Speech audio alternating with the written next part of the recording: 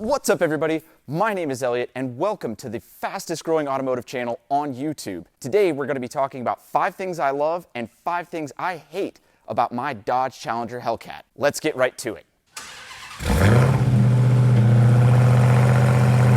The first thing that I love about this Hellcat is the way it sounds. Cold starts are especially impressive with the way it barks to life. And this sound is impressive from any car, but what's even more impressive is that all of this sound is coming from a stock exhaust system. This car is also equipped with a valved exhaust, which is supposed to change its volume and setting depending on what driving mode and throttle input and all sorts of different conditions. But as far as I can tell, its only 2 settings are loud and louder. Listen to that.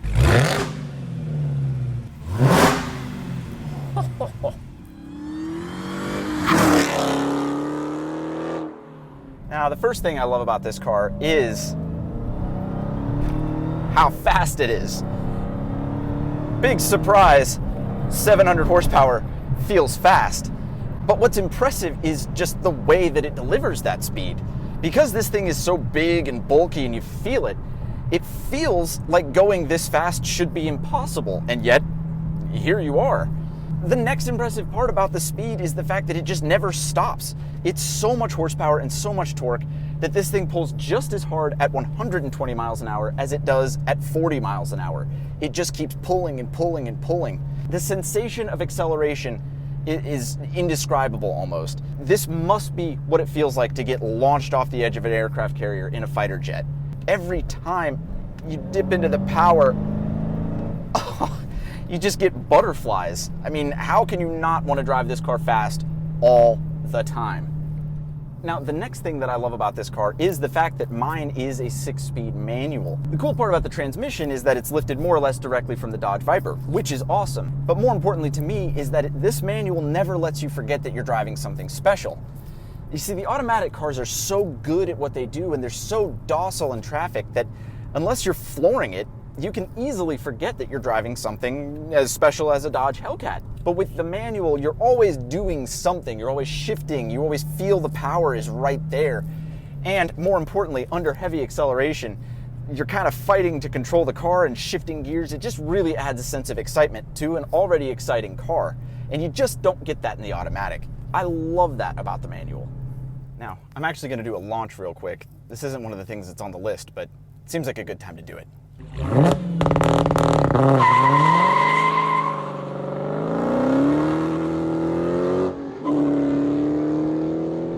The next thing that I love about this car is the comfort level.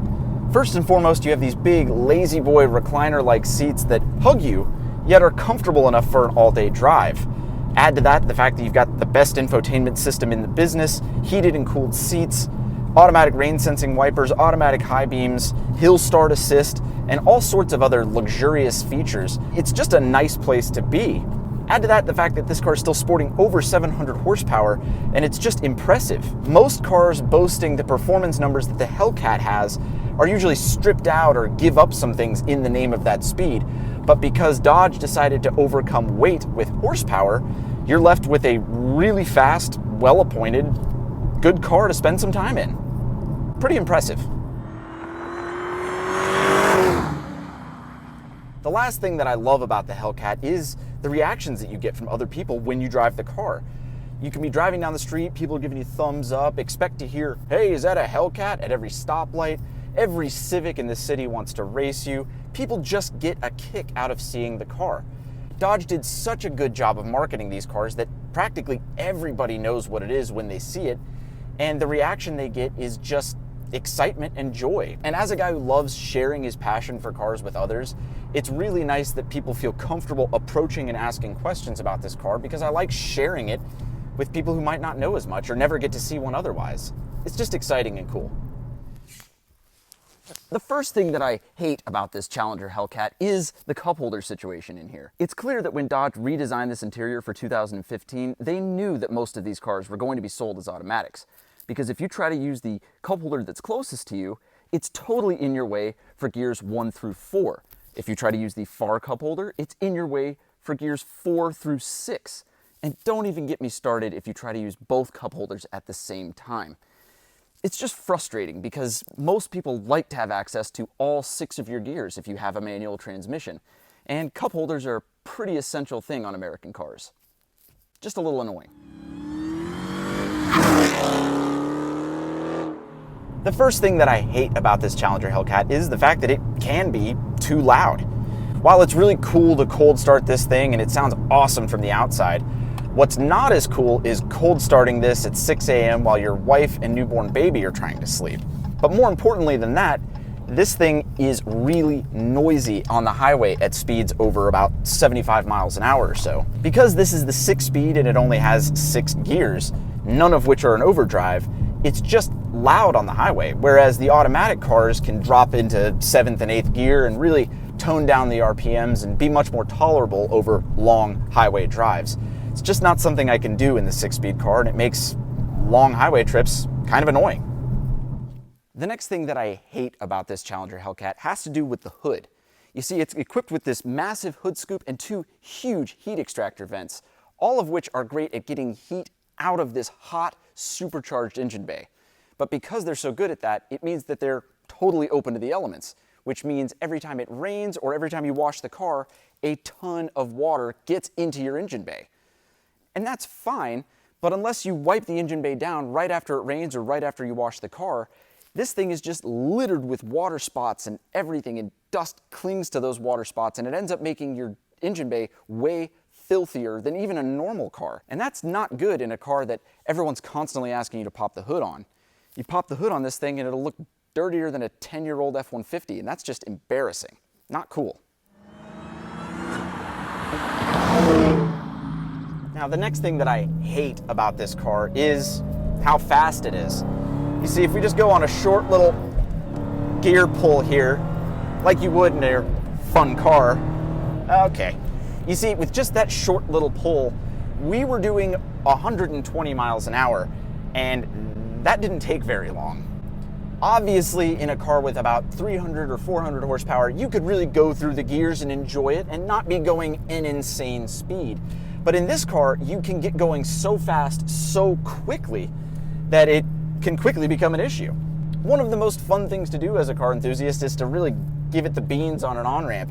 And in this, you're doing 120 or 130 by the time you get onto the highway, and you end up slamming on your brakes just to merge with traffic. 17-year-old me is saying, "What are you talking about? Nothing can ever be too fast." Adult me is saying it would be fun to row through the gears without worrying about going to jail by the time you're out of 3rd gear.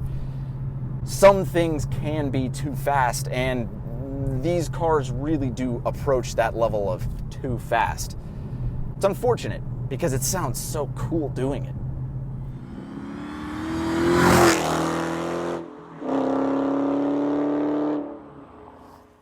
The next thing that I hate about this Challenger Hellcat is the material that these seats are covered in. Now, with Hellcats, you can get 2 seat covering options, leather or this Alcantara. And I didn't want the leather because the leather on these particular cars tends to stretch easily and look worn out prematurely. So the Alcantara is the seat covering that I wanted. But what I did not realize is that as a pet owner, this material is an absolute magnet for pet fur. I actually usually have to lint roll myself before getting in this car every time. If I've so much as looked at a cat in the last week, it seems like this seat is just covered in cat fur, and it shows up even more in black. It's just annoying, and as a pet owner, it's just one extra thing you have to do before getting in this car, at least if you want it to not look like some crazy cat lady's couch in here. So there you go, guys. Those are the 5 things I love and 5 things I hate about my Dodge Challenger Hellcat. Now, I absolutely love this car, and I could go on and on and on about the things that I love about this car. As for the things that I hate, obviously they were little nitpicky things that I don't think would dissuade anyone from purchasing a car like this. At least I hope not. Anyway, I've got some pretty big things coming up on the channel, so be sure to stay tuned for that, and be sure to subscribe if you haven't already, because you don't want to miss out on what I've got coming up. As always, my name is Elliot. Thank you for watching. Be sure to like, comment, share, subscribe, do all that normal YouTube stuff, and I will see you on the next video. Oh man. It just doesn't get old.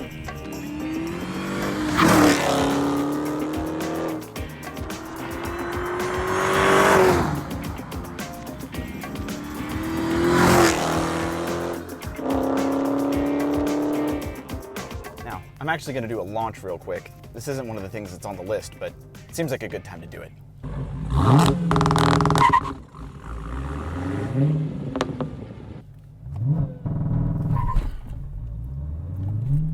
That sucked. It bogged down. I'm just saying, this kind of horsepower never gets old. I mean, woo!